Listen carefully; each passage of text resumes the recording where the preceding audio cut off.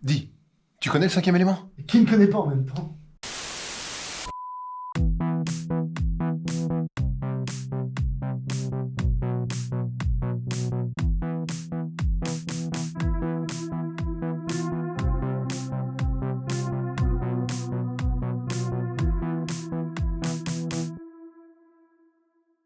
Oui, mais c'est pas à toi que je demandais.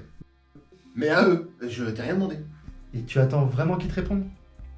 Non, c'est une accroche, une question qui n'appelle pas forcément de réponse.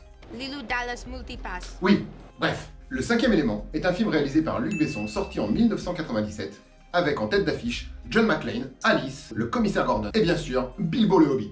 Tu racontes n'importe quoi. Un film avec une si grosse brochette de héros qu'il ne fait pas bon y être méchant. Je vois que tu as bien bossé ton sujet encore. Laisse, je vais reprendre pour toi. Non merci, je veux pas. Avec Bruce Willis, Mia Jovovich, Gary Oldman, Ian Holmes, sans oublier Chris Tucker et Dylan de Beverly Hills. Ouais, c'est bien ce que je dis à 2-3 détails près. Luc Besson nous livre ici sa vision d'une Terre futuriste et surpeuplée avec une galerie de personnages improbables. Et surtout, de l'amour. De l'amour avec un grand A. Oui, oui, car l'histoire du cinquième élément est avant tout une quête d'amour pour nos personnages. Corbin Dallas est un chauffeur de taxi au bout de sa vie, mais aussi au bout de ses points de permis de taxi, commence sa journée avec un cauchemar le laissant tout transpirant dans son lit, malgré l'auto-wash. Ah ouais, j'adore cette scène quand Mia s'en trempait de la douche, tout habillé et tout. Auto-wash donc. Sa journée toute juste commencée, une jeune femme rousse courtement vêtue traverse le toit de son taxi volant Le futur. et lui parle en une langue qu'il ne comprend pas. Activement recherché par la police volante. Le futur. Ta gueule! Juste ta gueule!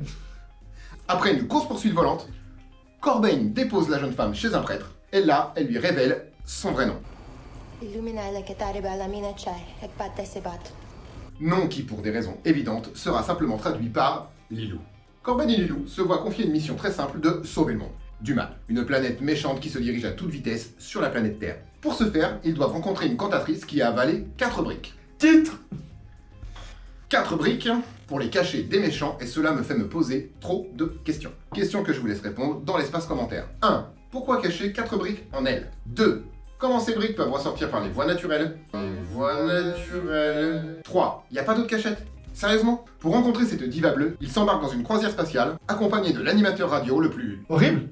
Non. Énervant. Non. Excentrique. Oui, exactement, un animateur radio excentrique et extrêmement coquin. Une fois sur place, alors que le bras droit de la méchante planète sur Terre se décide à prendre les choses en main, pour récupérer les 4 briques, pendant que Lilou se bat au rythme de la musique façon Dance Dance Révolution. Une baston générale éclate, la diva se fait tuer et Corbin plonge ses mains en elle. Titre.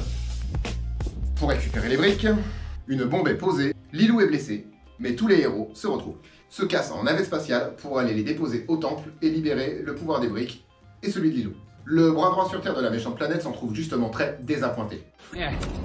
Et voilà, je suis très désappointé. Une fois au temple, et prêt à avoir touché, soufflé, mouillé, brûlé les 4 briques, il leur faut activer Lilou qui se trouve être l'arme ultime pour désactiver la méchante planète.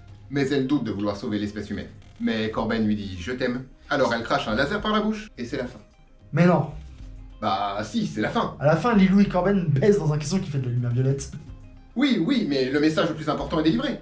Le message, c'est que l'amour vient à bout de tout. Aimez-vous les uns les autres, il est là, le vrai message de Luc Besson. Ils s'aiment aussi très fort dans un caisson.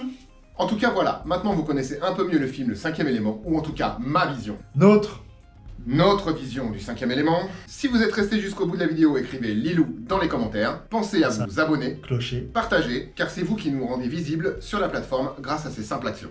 Pensez à l'argent aussi.